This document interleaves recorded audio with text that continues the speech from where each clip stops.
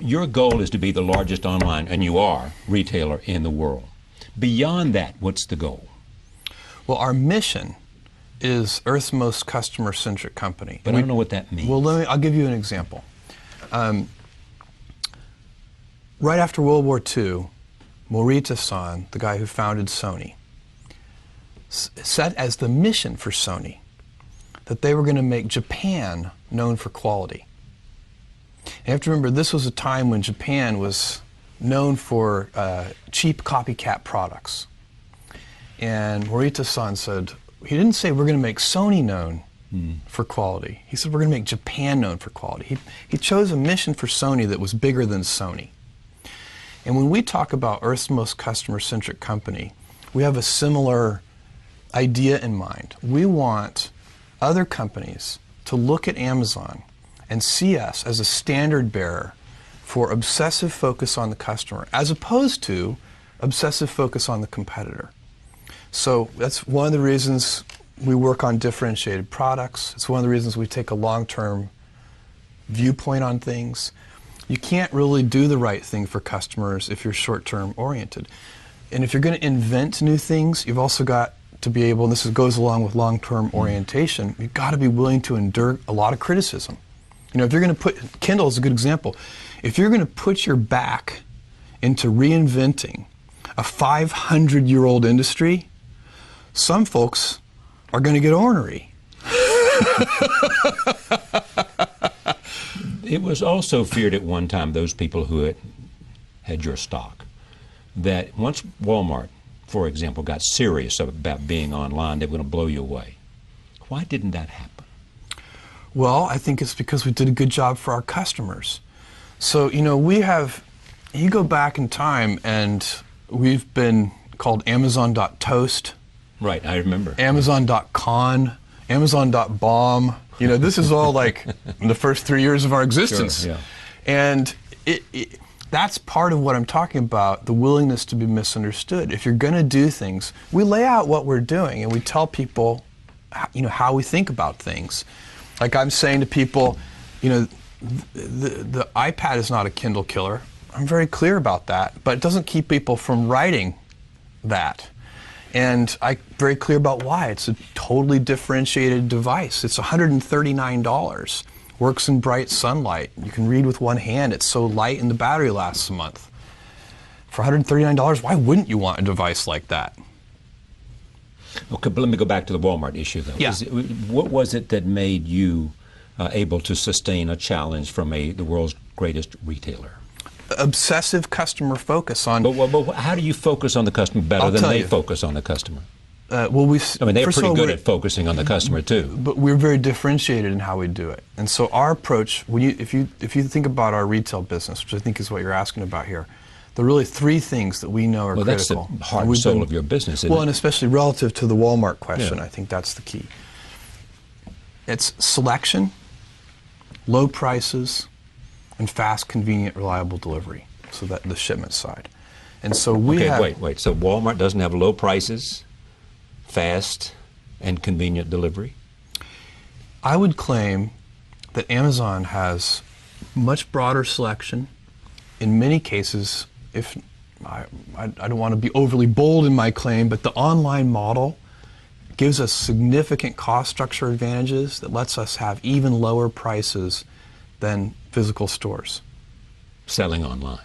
Well, sometimes they do have umbrella problems sometimes where they don't want to compete against themselves online versus offline. But a Walmart, with all of the volume that it buys, its purchasing power, therefore gives it the ability to offer lower prices. Well, doesn't that give them an advantage they ought to be able to translate? Because their purchasing power is bigger than your purchasing power, is it not? I wouldn't. I think in a lot of the product categories, that ship sailed a long time ago. Meaning what? Meaning that we have the purchasing power to compete with anybody. We have the better. Volume relationships with suppliers. That playing field has been leveled. Okay. If you'd asked me that question, 10 or 15 years ago, I'd have agreed with you that that was the challenge you had overcome. But even then, our profitability is not our customer's problem. We don't take the point of view that we're going to price products, at a particular margin for ourselves. We say we're going to price products competitively, and if that means on that product that we lose money, that's okay, because we need to take care of the customer and earn trust, and we'll figure out over time. And if we find we can't ever make money with that product, we'll stop selling it. But we're not going to make customers pay for any of our inefficiencies, if you see what I'm saying. Did you lose money on the Kindle? Every new business that we have ever invested in, it has taken years. Most businesses have either no impact on our financials for the first 5 to 7 years, or a negative impact on our financials for the first 5 to 7 years. And we do a lot of new things. The company is very healthy financially. We're doing very well, and it's an outcome of customer obsession. So, when we were Amazon.Toast, that was because Barnes & Noble had, we only had 100 and, right. When we were declared Amazon.Toast, I think we had 150 employees. Barnes & Noble had 30,000 employees. And somebody wrote an article that said, Amazon has had a great 2-year run, but now the big boys have shown up, and they're going to steamroll them.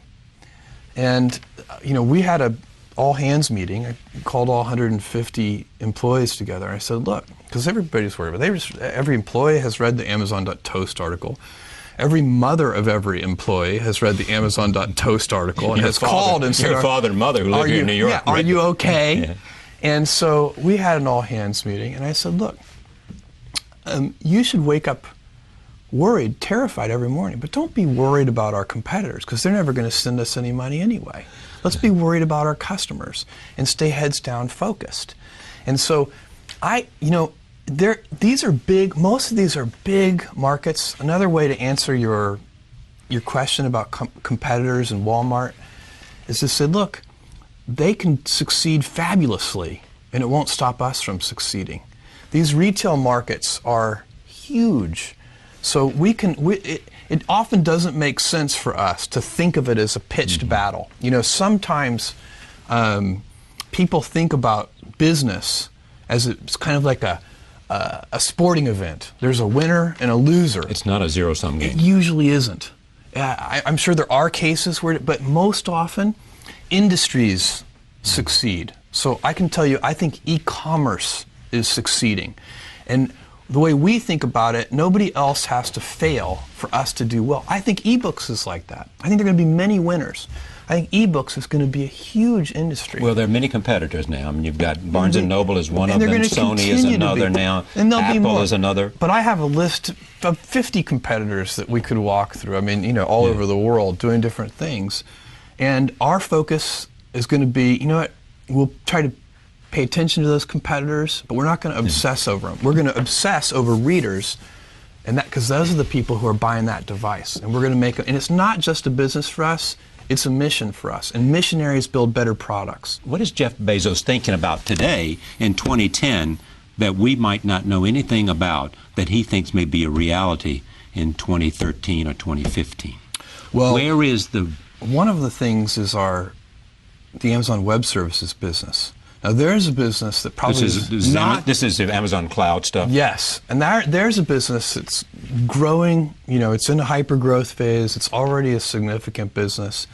That's a business that probably is not getting as much attention as it deserves. Is there a dominant player in the cloud business now? Well, Amazon, in the infrastructure part of it, which is the part that we play in, Amazon is by far the leader. Right. It started mostly with startup companies, but now it's big enterprises adopting. The best analogy I can give you for this is, it's like the electric grid.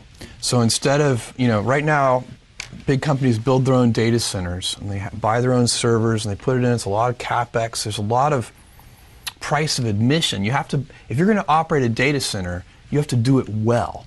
But it doesn't differentiate you from your competitors. It's just a price of admission. And so what we do at Amazon Web Services is we sell compute by the hour. We sell compute by the drink. And it's just like buying electricity off the grid instead of having your own power manufacturing, your own power generating plant.